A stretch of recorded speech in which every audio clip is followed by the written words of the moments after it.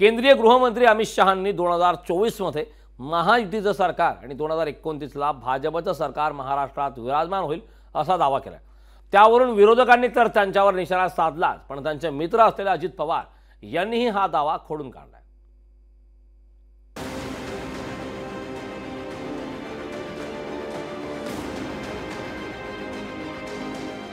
राज्यात भाजपचा मुख्यमंत्री व्हावा अशी भाजप नेते आणि पदाधिकाऱ्यांची मनशा लपून राहिलेली नाही।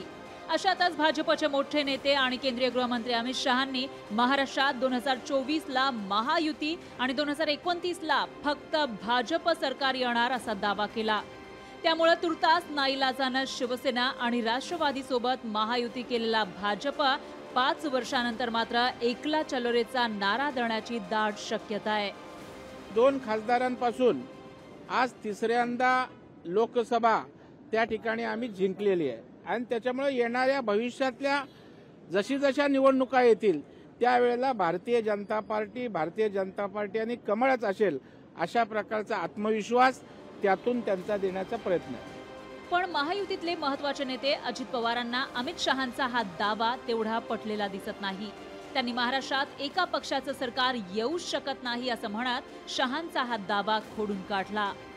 ह्या सगळ्यांचं एक परिस्थिती आहे की एका पक्षावर सरकार येऊ शकत नाही। महाराष्ट्राची राज्याची राजकीय आणि भौगोलिक परिस्थिती फार वेगळी आहे, इतर राज्यांची वेगळी। इतर राज्यांमध्ये एका पक्षाचं सरकार येतं। 1985 नंतर जवळपास पुढच्या महिन्यात 40 वर्ष होतील त्या राज्यामध्ये एका पक्षाचं सरकार आलेलं नाही। राष्ट्रवादी शरदचंद्र पवार पक्षाचे जयंत पाटलांनी 2034 मध्ये राष्ट्रवादीचं सरकार येईल असं म्हणत शहांना टोला लगावला। 2034ला राष्ट्रवादीचं सरकार येईल। तुम्ही आता जे तुमच्या चेहऱ्यावरचं हास्य आहे ते त्यांच्या 29च्या घोषणेवर पण असेल असा मला विश्वास आहे।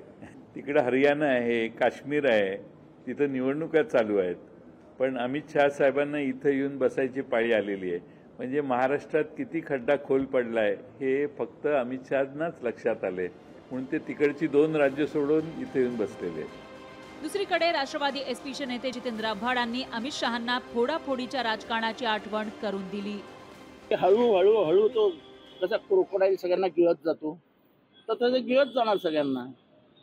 सांगितलं ना, स्पष्ट सांगितलं ना की कमळच असेल, मित्र म्हणायचा, असा बगलेत घ्यायचा आणि कडक लाड मोडून टाकायचा। अमित शहांच्या फक्त भाजप सरकारच्या दाव्यानं मित्रपक्षांचं टेन्शन मात्र वाढलंय। त्यामुळे 2024च्या निवडणुकीपासूनच मित्रपक्षांमध्ये आपलीच ताकद जास्त राहावी यासाठी स्पर्धा पाहायला मिळाल्यास आश्चर्य वाटू नये। ब्युरो रिपोर्टसह चेतन नावरे, लोकशाही मराठी, मुंबई।